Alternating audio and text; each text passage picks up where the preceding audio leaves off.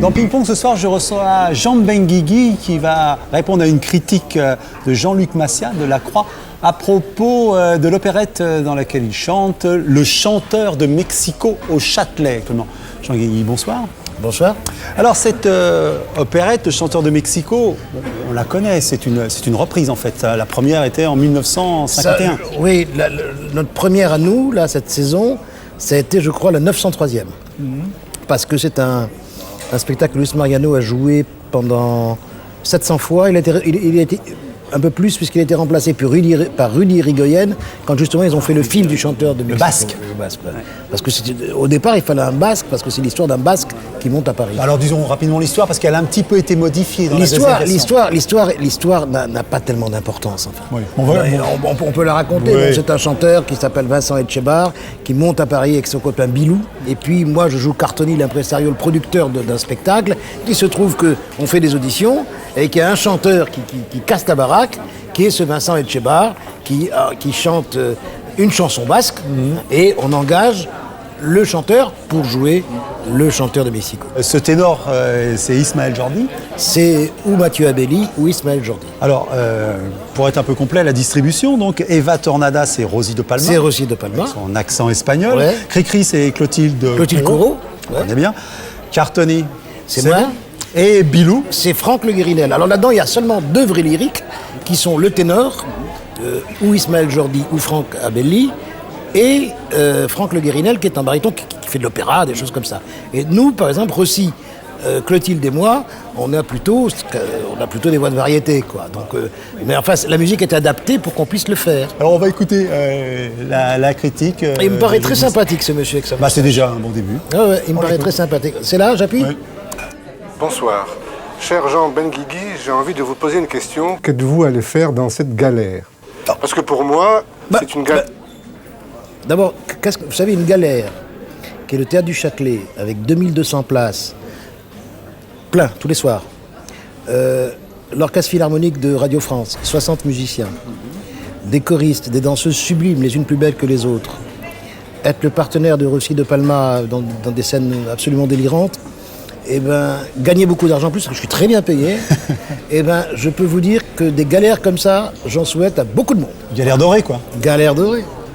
J'admets Que cette salle prestigieuse ait voulu faire un clin d'œil à son passé et monter une œuvre qui a été jouée plus de 900 fois ici. Mais enfin, le jeu en valait-il la peine? Ah oui. Parce que c'est pas un clin d'œil. C'est un spectacle qui est très populaire. Et je sais que ça peut déranger l'opérette comme ça, mais avec des moyens d'un très grand spectacle. Ça a toujours été populaire, l'opérette. Ça a toujours été populaire, mais bien sûr. Mais je veux dire, c'est pas fait cheap. C'est peut-être un genre cheap, mais qui est monté avec des moyens luxueux, et ça dépasse le genre. Il a déjà fallu réécrire l'histoire. Puisqu'on ne voulait pas la reprendre au premier degré. Elle se passait en 1910, en deuxième. Deuxième partie, les protagonistes étaient enlevés par des apatistes. Ici, on ne comprend plus rien de ce qui se passe. C'est vrai que peut-être la faiblesse du spectacle, puisque je peux avouer quelque chose, c'est le livret. Mais qu'importe le livret, pourvu qu'on ait l'ivresse. Si j'ose prémer ainsi. Ah non, mais osez, Parce que ce livret, comme dans toutes les opérettes, est un prétexte à chanson, est un prétexte à musique, est un prétexte à grands airs et un prétexte à spectacle. Donc c'est pour ça, l'histoire du livret, on abandonne Monsieur Massiat.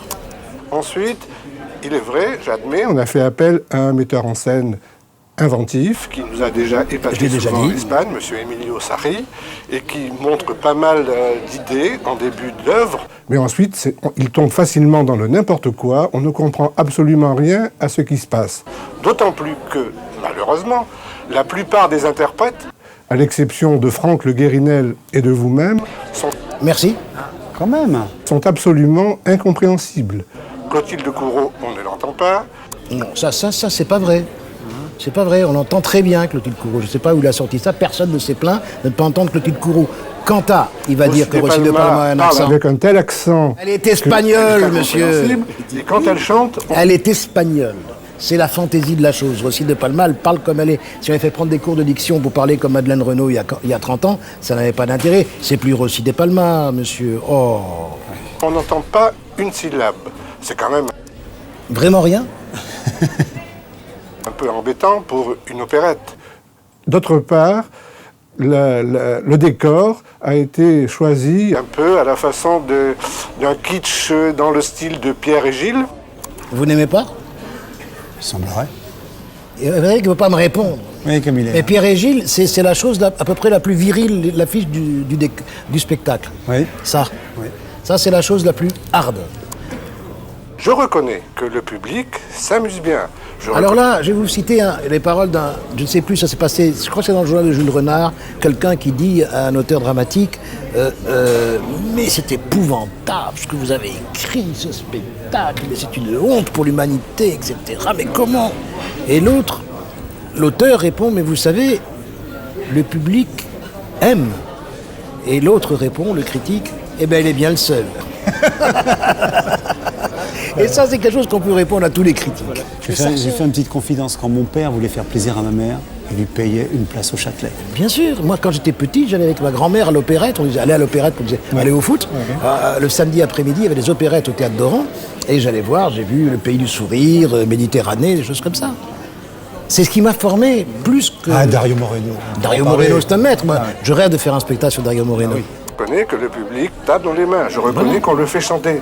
Mais là aussi, quand le chef d'orchestre se retourne Vers la salle et fait signe aux personnes de chanter, on est en pleine démagogie. C'est un peu du niveau de Robert Hossein. qui fait... Non, c'est pas de la démagogie. C'est que les gens ont envie de chanter, les gens ont envie de participer, ils commencent à chanter dans la salle, autant les faire chanter tous ensemble, et c'est pour ça que le chef d'orchestre se retourne pour les faire chanter comme une chorale. C'est de l'action culturelle, monsieur, c'est pas de la démagogie. Crier à mort aux spectateurs du Stade de France pour Ben Hur. Pour moi, c'est un peu le degré zéro. De la mise en scène, c'est le degré zéro. Mais vous dites n'importe quoi, vous voulez dire que la mise en scène est très bien, que Emilio Sarri est un très grand metteur en scène, vous avez dit je reconnais, et maintenant vous dites que c'est pas bien la mise en scène. Monsieur Massiat, que se passe-t-il à la Croix? C'est l'appel au public qu'il a pas l'air d'aimer. Oui, non, c'est pas un appel au public, les gens chantent, ils se retournent pour mieux les faire chanter, c'est tout. Du spectacle.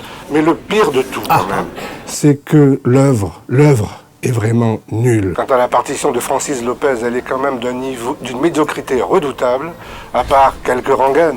Mais vraiment, est-ce que ça valait la peine de dépenser autant d'argent Pour remonter cette œuvre, le tout donne un spectacle, il est vrai, foisonnant, parfois amusant.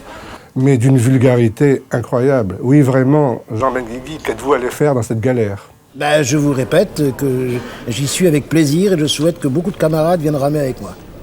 Bon, en fait, là, il y a eu une remise en question de l'œuvre, carrément. C'est-à-dire... Il remet une question l'œuvre, mais je veux dire, c'est pas possible qu'une chose, que si c'était vraiment aussi nul que ça traverse le temps. Je pense pas. Parce qu'on voit par exemple, chez les romanciers, les écrivains de théâtre, des choses qui étaient très à la mode à une époque, mais qui ont disparu à jamais. Je veux dire, on parle plus jamais de Maurice Descobras. Jamais. Non, je crois qu'il est enterré. Guitry, qui était dans un purgatoire énorme pendant des années, a été réhabilité peu à peu. Donc je pense que les choses qui ont une vraie qualité, que ce soit dans les romans, dans la musique, une vraie qualité d'écriture et une vraie sensibilité de son temps, peut traverser. Et je pense que c'est ça que les gens retrouvent. Je rappelle donc ce chanteur de Mexico. Alors, il reprend le 31 octobre. Le 31 octobre jusqu'au 6. Voilà, on joue 6 fois avec des matinées soirées le samedi et le dimanche, je crois. Mais je sais pas, il faut téléphoner. Je sais qu'il faut se dépêcher pour les places, parce que j'ai bien peur que ça soit complet, mais essayez toujours. Malgré la critique? Oui, parce qu'il y a eu beaucoup de bonnes critiques. Hein. D'accord. Bon, en tout cas, merci beaucoup. Et merci à vous, c'était très agréable. Donc, ce chromon, là, voilà, quand vous le voyez sur une affiche, allez donc y voir au théâtre du Châtelet. Place du Châtelet. Place du Châtelet. Voilà, merci. Merci beaucoup. Jean-Benguigui. C'était très agréable. Merci beaucoup.